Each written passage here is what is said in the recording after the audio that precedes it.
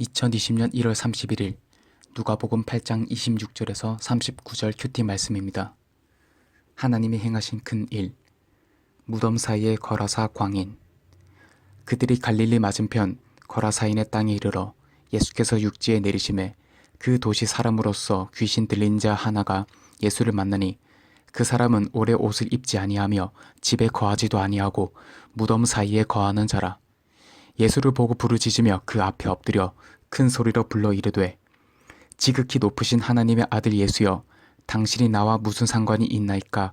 당신께 구하노니 나를 괴롭게 하지 마옵소서 하니 돼지떼가 몰사해야만. 이는 예수께서 이미 더러운 귀신을 명하사 그 사람에게서 나오라 하셨음이라. 귀신이 가끔 그 사람을 붙잡음으로 그의 쇠사슬과 고랑에 매어 지켰으되 그 맨 것을 끊고 귀신에게 몰려 광야로 나갔더라. 예수께서 네 이름이 무엇이냐 물으신즉 이르되 군대라 하니 이는 많은 귀신이 들렸음이라. 무저갱으로 들어가라 하지 마시기를 간구하더니 마침 그곳에 많은 돼지떼가 산에서 먹고 있는지라. 귀신들이 그 돼지에게로 들어가게 허락하심을 간구하니 이에 허락하시니 귀신들이 그 사람에게서 나와 돼지에게로 들어가니 그 떼가 비탈로 내리달아 호수에 들어가 몰사하거늘. 구원을 두려워하는 자들. 치던 자들이 그 이루어진 일을 보고 도망하여 성내와 마을에 알리니 사람들이 그 이루어진 일을 보러 나와서 예수께 이르러 귀신 나간 사람이 옷을 입고 정신이 온전하여 예수의 발치에 앉아있는 것을 보고 두려워하거늘. 귀신이 들렸던 자가 어떻게 구원받았는지를 본 자들이 그들에게 이르매 거라사인의 땅 근방 모든 백성이 크게 두려워하여 예수께 떠나가시기를 구하더라. 예수께서 배에 올라 돌아가실새 귀신 나간 사람이 함께 있기를 구하였으나 예수께서 그를 보내시며 이르시되 집으로 돌아가 하나님이 내게 어떻게 큰 일을 행하셨는지를 말하라 하시니 그가 가서 예수께서 자기에게 어떻게 큰 일을 행하셨는지를 온 성내에 전파하니라. 본문 요약. 거라사인의 땅에서 귀신 들린 자를 만나신 예수님이 더러운 귀신에게 그 사람에게서 나오라고 하시자 귀신들은 돼지떼에게로 들어가 호수에 빠져 몰사합니다. 돼지를 치던 자들이 이를 보고 사람들에게 알리자 그들은 두려워하며 예수께 떠나시기를 간구합니다. 한편 귀신 나간 사람은 예수께서 하신 큰 일을 온 성에 전합니다. 본문 해설. 무덤 사이의 거라사 광인. 거라사 광인에게 예수님이 찾아와 주신 것처럼 우리가 아무리 무덤 같은 환경에 있을지라도 주님은 그런 우리를 찾아와 주십니다. 귀신 들린 자는 감정적, 정서적 교류가 불가능하고 벌거벗어도 부끄러움조차 몰랐습니다. 오늘날에도 쾌락과 음란에 사로잡혀 사는 사람은 말이 통하지 않고 부끄러움조차 모릅니다. 귀신들은 예수께 당신이 나와 무슨 상관이 있나이까 라고 말하며 자신들을 괴롭히지 말아달라고 합니다.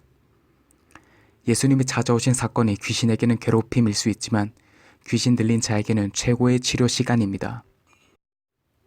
귀신에게는 순종하는 것이 심판을 뜻하지만 예수님의 발 아래 겸손히 엎드리는 자에게는 영원한 생명의 보장을 뜻합니다. 1번 질문. 주님을 거부한 채 나 자신을 외롭고 사납게 하는 쾌락과 음란에 사로잡혀 있지는 않습니까? 돼지떼가 몰사해야만. 귀신들은 아직 거라사 광인에게서 나갈 때가 되지 않았다고 하지만 예수님은 즉시 나가라고 명하십니다. 귀신들은 그를 파괴하려는 악한 동기로 능력을 행하고 있었지만 예수님이 능력을 행하시는 동기는 그들과 전혀 달랐습니다. 군대 귀신이 물러가려면 몰사당해야 할 돼지떼가 필요했습니다. 당시 그 지역에서 귀신과 돼지떼는 모두 부정한 것이었습니다. 하나님이 아닌 자기 만족을 추구하는 쾌락과 음란은 우리를 더러운 귀신의 초소가 되게 합니다. 한 영혼을 온 천하보다 귀히 여기시는 주님이 나의 물질과 욕심의 돼지떼가 몰사당하는 사건을 허락하실 때가 있습니다. 그것이 몰사해야만 한 영혼의 구원이 이루어지기 때문입니다. 2번 질문. 한 영혼의 구원을 위해 내가 버려야 할 물질과 명예의 돼지떼는 무엇입니까? 구원을 두려워하는 자들. 돼지를 치던 자들은 돼지떼가 바닷속으로 뛰어드는 것을 보고 엄청난 충격을 받아 이 사실을 사람들에게 알립니다. 그러나 이를 보러 온 거라사 근방의 모든 백성은 돼지떼를 잃은 경제적 손실에만 관심을 보이며 크게 두려워합니다. 그래서 귀신 들렸던 자가 정신이 온전해져서 예수의 발 아래 앉은 것을 보고도 예수님을 거부합니다. 그들은 이 일을 환영하지도 기뻐하지도 않습니다. 구원을 위해 자신들의 욕심을 버릴 수 없기 때문입니다. 함께 있기를 구하는 귀신 나간 자에게 예수님은 집으로 돌아가 증인의 삶을 살라고 하십니다. 세상의 화려한 것들로 울타리를 치고 주님을 구경거리로 만들며 떠나시기를 구하는 삶에는 구원이 없습니다. 3번 질문. 하나님이 나에게 행하신 큰 일은 무엇입니까? 죽게 아직 때가 아니라며 버리지 못하고 있는 나의 욕심은 무엇입니까? 기도하기. 매 순간 주님의 말씀에 순종하지 못할 때가 많은 저를 불쌍히 여겨 주옵소서. 저에게 찾아온 고난과 시련 속에서 저의 욕심을 버리고 정신이 온전해져서 주님의 발 아래 앉기를 원합니다. 오늘 하루 동안 구원이 필요한 한 영혼에게 하나님이 제게 행하신 큰 일을 전할 수 있도록 인도해 주옵소서. 묵상 간증. 보석 같은 딸. 저에게는 연년생 두 딸이 있습니다. 결혼하자마자 큰 딸을 임신하고 딸의 돌 무렵에 둘째를 갖게 되었습니다. 그러자 저희 부부는 왜 지금 임신이 된 거야? 라며 둘째를 가진 것을 기뻐하지 않았고 딸이 태어난 후에 저는 산후 우울증을 겪었습니다. 그때는 둘째 딸이 저희 가정의 보석 같은 존재임을 알지 못했습니다. 예수님은 자신을 반겨주거나 초청한 사람도 없는데 거라사인의 마을로 찾아가 귀신 들린 자를 고쳐주십니다. 그러나 마을 사람들은 하나님이신 예수님을 알아보지 못하고 죽은 돼지떼만 보며 예수께 저희 마을을 떠나주세요 라고 구합니다. 저 또한 하나님의 저희 가정의 구원을 위해 둘째를 주셨음에도 자녀를 키우며 들어갈 돼지떼 같은 돈 걱정으로 예수님을 보지 못했습니다. 그래서 저는 어린 두 딸을 어린이집 종일반으로 보내며 맞벌이를 하였습니다. 이런 제 마음을 알았는지 중학생이 된 둘째는 무서운 중2병을 앓기 시작했습니다. 그야말로 귀신 들린 자의 모습이었지요.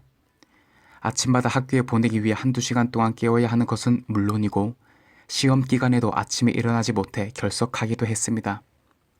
낮에는 자고 저녁이 되면 친구들과 어울려 놀며 밤 늦은 시각이나 새벽이 되어서야 집에 들어왔습니다.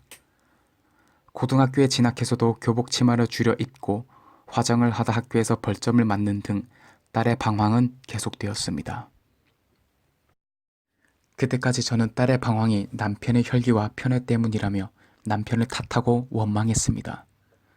하지만 주님은 엄마의 때에 불순종하여 어린 자녀를 제때 양육하지 않은 저의 책임을 물으시고 남편과 불신 결혼을 한 죄를 깨닫게 하셨습니다.